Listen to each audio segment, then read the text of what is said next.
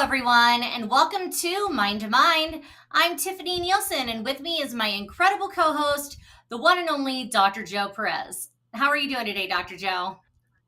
Hi, Tiffany. I'm doing great. My one and only Tiffany Nielsen co host. I'm all right. Hope you are too, ma'am. I'm doing fantastic. And Dr. Joe, you're always such a very busy man. Please give us an update on what you've been up to. Sure thing, Tiffany.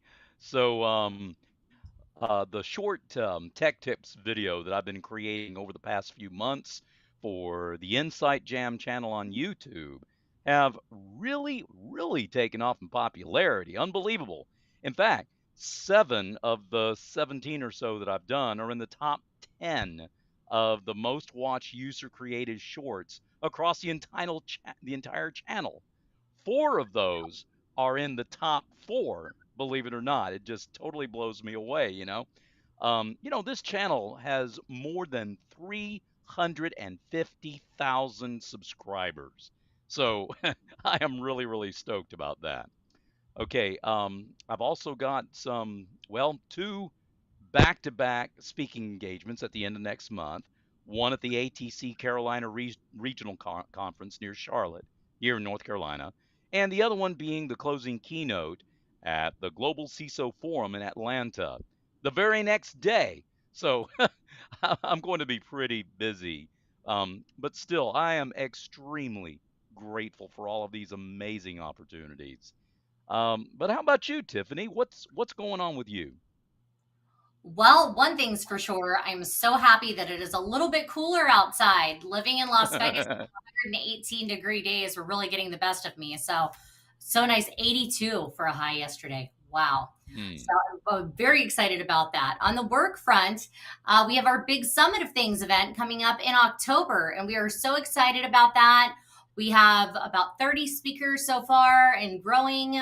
There's a ton of different information we'll be sharing all about digital transformation, IoT, AI, and other emerging technologies, how they apply to many industries, and how executives can navigate this challenging quest to, I'll say, results driven, effective digital transformation. And so please register to attend, and you can do so at iotmktg.com. We also have our big award show, the Industry Insights IoT Awards, which Dr. Joe has won in the past, Thought Leader of the Year. So be sure to register to attend that in December, and we will also have voting openings soon. So be sure to take advantage of that. And then there's Mobile World Congress coming to Las Vegas at the beginning of October. So we'll have a busy week that week with lots of meetings and sessions and exploring the expo hall. Looking forward to that. And we just got back from Ohio. So we went to go see Xander's grandparents, my parents. And it was a beautiful trip, and everything went amazing. We were celebrating my dad's birthday. So happy birthday, Dad, if you're watching. And back to today's topic, which is the madness behind the method. And we're diving deep into the world of professional development with Dr. Joe. And he's not only a seasoned expert in the field of data, but also the author of the groundbreaking book, Madness Behind the Method, which scored a #1 release ranking on Amazon in the adult education category.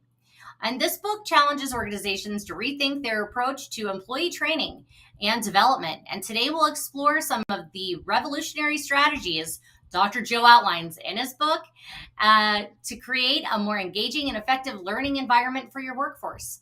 So get ready to discover the madness behind a truly transformative approach to professional development.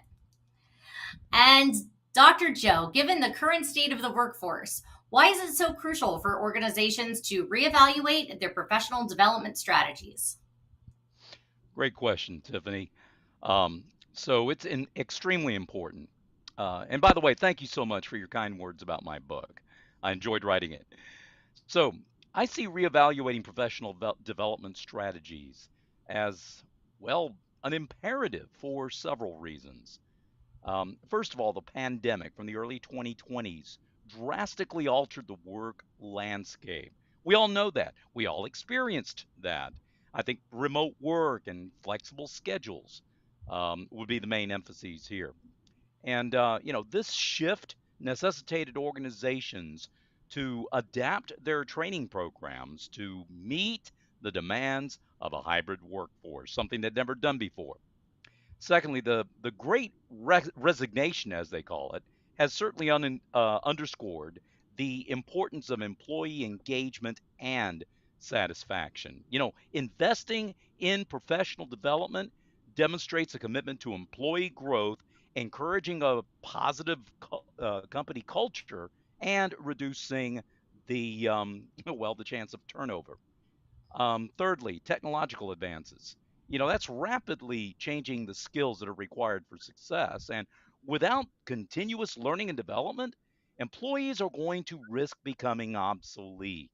And by prioritizing professional development, well, I see organizations ensuring that their workforce remains competitive and agile. And see, here's the thing, Tiffany.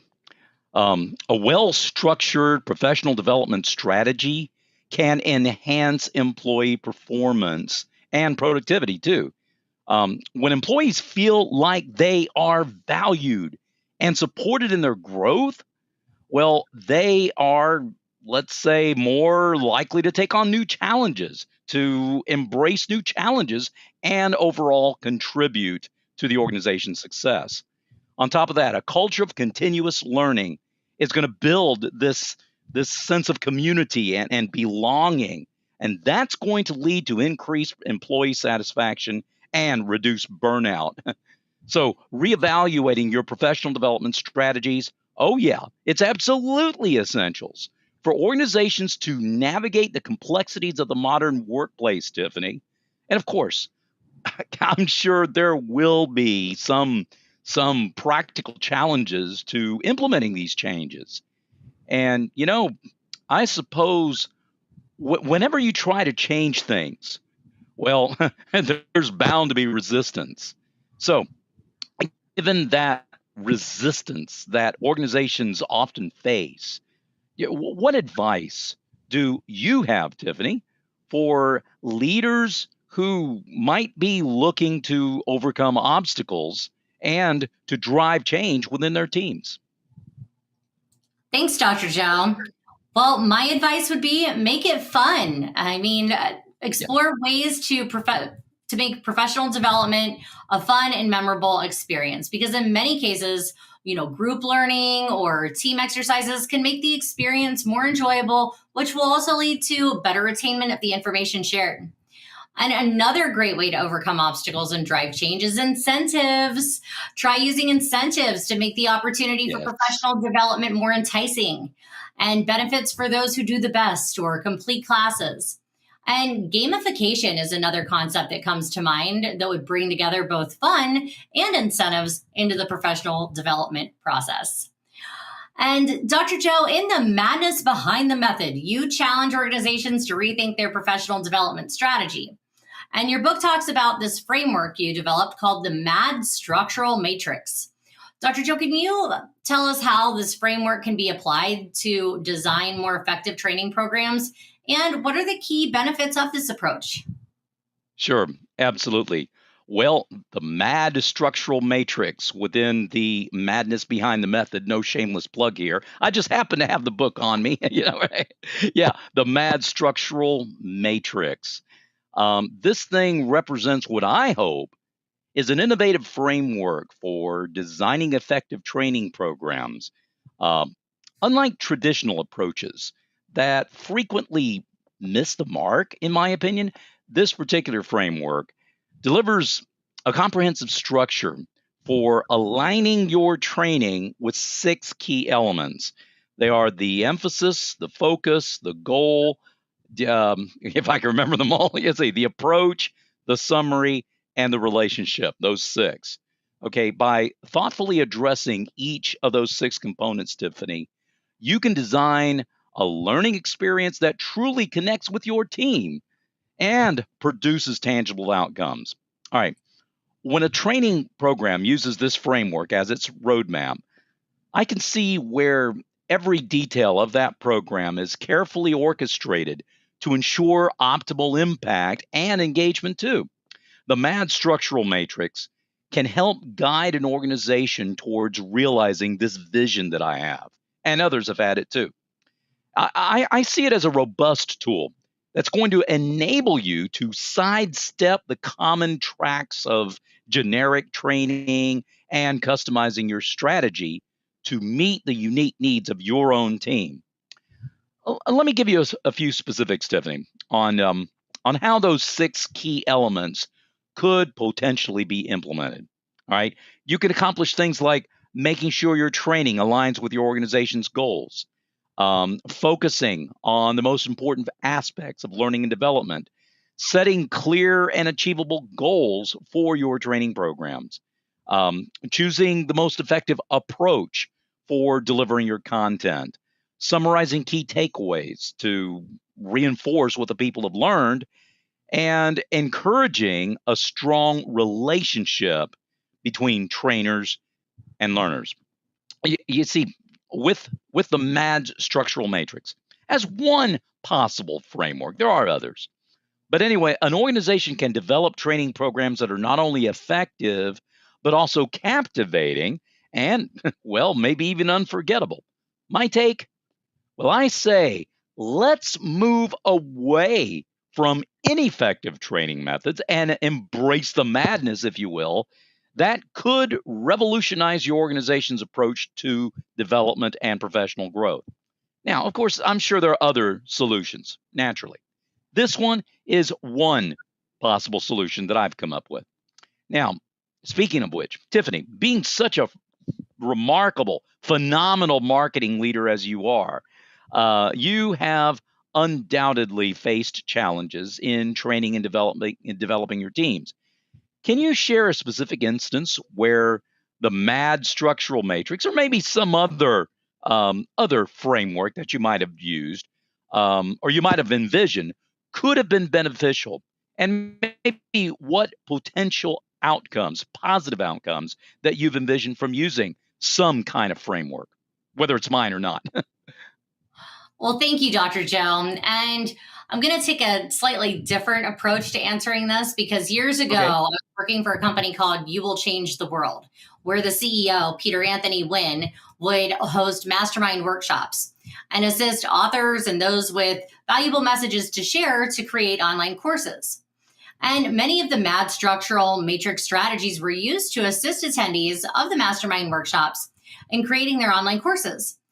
And focusing on the most important aspects of learning and development was a major part of the workshop, both in the way the workshop was structured and the way that attendees would approach creating their online courses. And setting clear and achievable goals for training programs was something Peter Anthony consistently emphasized the importance of.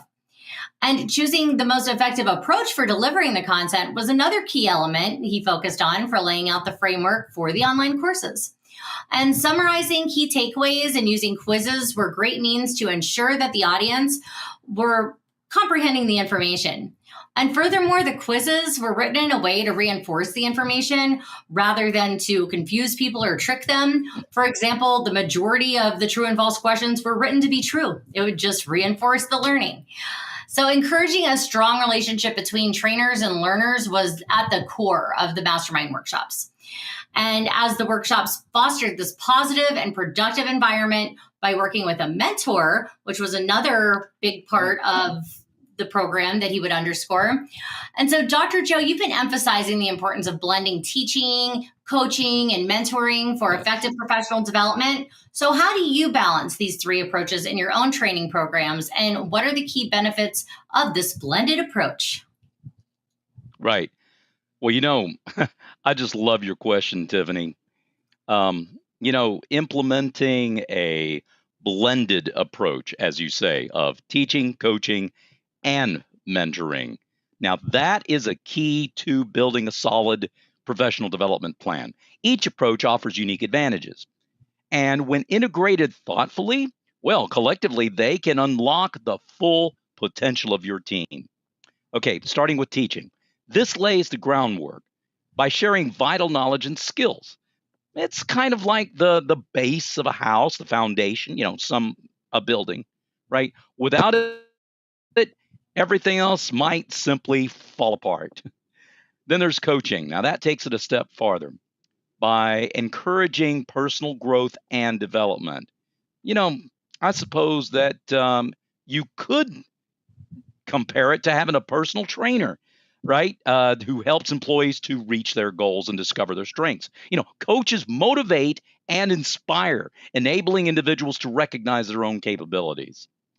Finally, there's mentoring. Now, it offers a broader perspective, okay, providing continuous support and guidance. It's like, well, maybe like having a wise old owl, a mentor, right, who shares their experiences to help employees find their way in their careers and become, and this is important, become the best version of themselves that they can possibly be.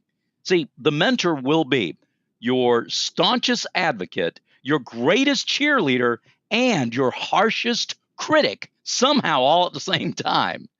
The mentors, they're the only ones who can tell you, do or do not. There is no try, right? Yeah, where have you heard that one before, folks? So by by thoughtfully combining these three methodologies, teaching, coaching, and mentoring, you can craft a professional development strategy that meets the unique needs of your employees, promotes a culture of growth and creativity, and ultimately it's going to lead to success for your organization. And who knows? You might even be able to channel your own inner Yoda in the process. So, all right, let me paint you a picture of what such a training program might look like, Tiffany. Let's say it kicks off with solid teaching, giving participants the essential skills that they need, right? After that, let's say coaching comes into play to offer tailored support. And finally, mentors can step in to provide ongoing guidance, helping employees to grow again throughout the career. Of course, it can happen in other combinations and other order. It does not have to be in that order. But the point is, the blended approach, whatever flavor it might take or whatever order that you might implement it, this will ensure your training program is comprehensive, engaging, and effective. It addresses the diverse needs of your employees and provides them with the tools they need to succeed. You know, when you invest in a well rounded professional development strategy, you can both create and nurture a dynamic workplace culture and, well, enhance organizational success overall. So, yeah, even after investing in the type of well-rounded professional development strategy that I've described, you know, I believe organizations often face resistance in spite of it. Now, Tiffany, what strategies do you believe can overcome this resistance and create the right type of environment? Do you think these ideas can be integrated into an overall organizational strategy for maximum impact? What's your take, Tiffany? Thanks, Dr. Joe. Sure. In order to overcome resistance, I think it's important to find out why there's resistance in the first place. Like, why are the Yeah. employees resistant against bettering themselves as a professional? So it's important to communicate why professional development is recommended, along with all of the benefits. How will it benefit them? Because a lot of time with employees, it's what's in it for me. So explain that to them. What is in it for them? And as you clearly express the goals and how taking part of the development course or exercise will make a positive impact both short and long term, that will ease the resistance. And yes, they can be integrated into an overall organizational strategy for maximum impact. Dr. Joe, do you see any significant challenges that organizations face in creating a culture of continuous learning and development? And what are some of the biggest ones? Oh, yeah, absolutely, Tiffany. I see a number of significant challenges. I guess um, if I had to narrow it down, I would say three challenges are pretty huge. Okay. First of all, resource constraints. Organizations often struggle with allocating sufficient time and resources. Whether you're talking about money or other types of resources, you've hinted around to that, for their learning and development initiatives, I'm talking about. According to a recent study by the Institute of Data, 42% of companies cite resource limitations as a barrier to fostering a learning culture, whether it's budget constraints, competing priorities, or lack of dedicated learning hours. Whatever it is, organization must, I say, simply must address this challenge to create a challenge where learning is indeed prioritized. Second challenge, resistance to change and, fear of failure. Okay, change can be daunting, especially when it involves learning new skills or adopting innovative practices. You know, um, employees might resist continuous learning due to the fear of failure. They're afraid they're going to fail, maybe being personally uncomfortable with change itself. A survey by Educate 360 found that 67% of employees hesitate to embrace new learning opportunities.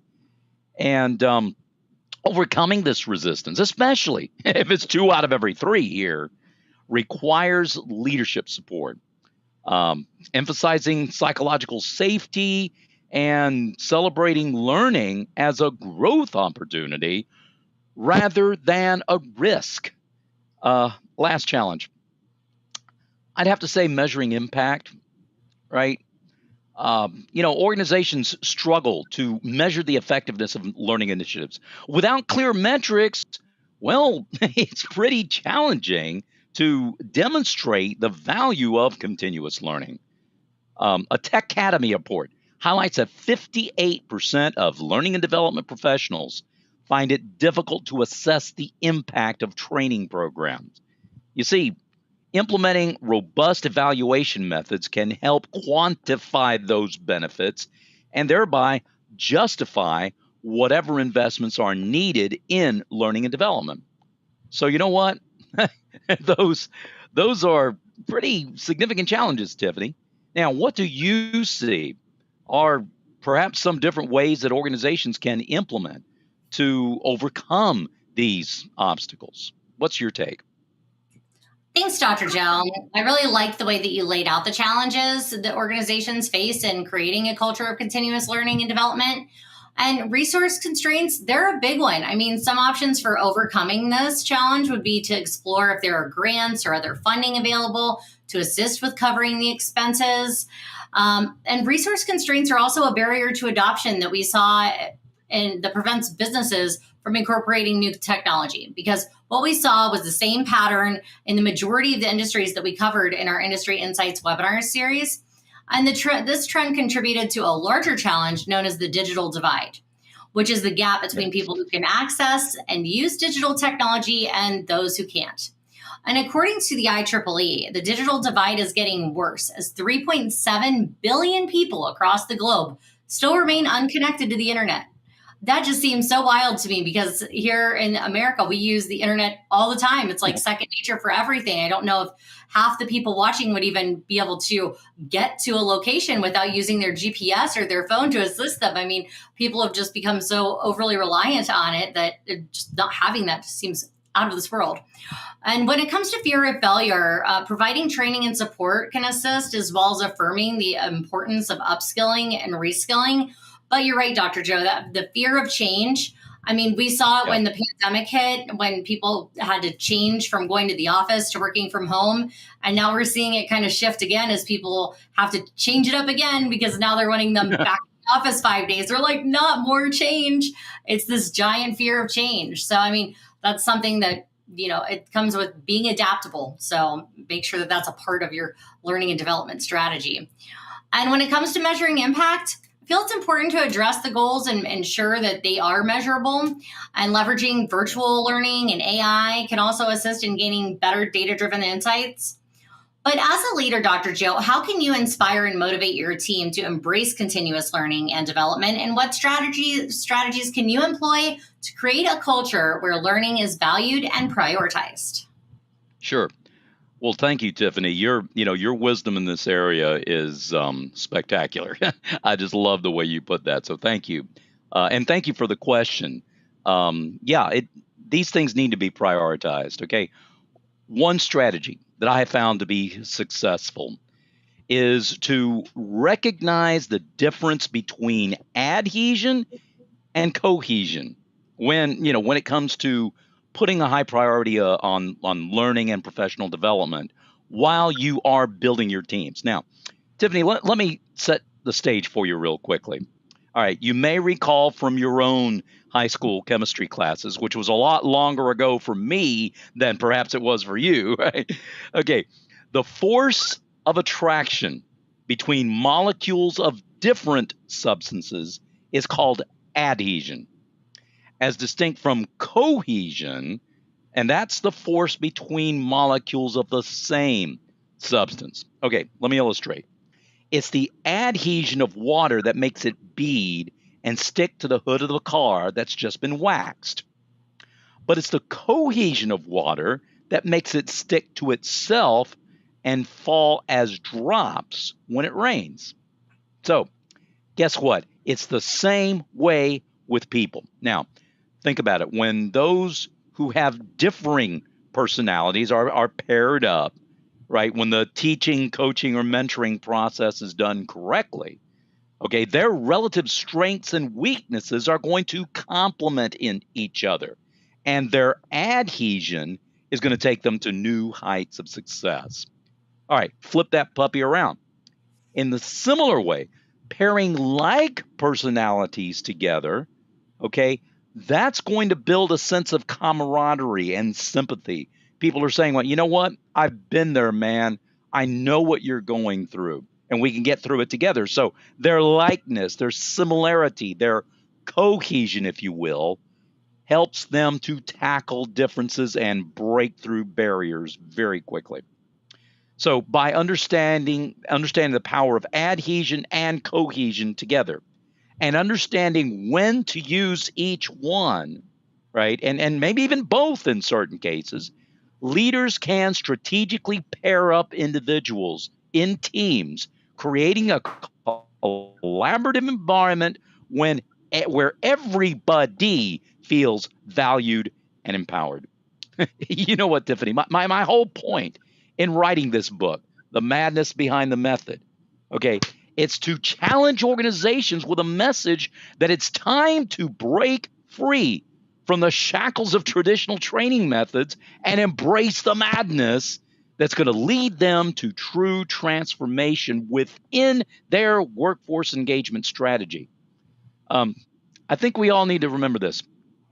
The most effective learning experiences are not just about imparting knowledge, folks. Anybody can do that. No, no.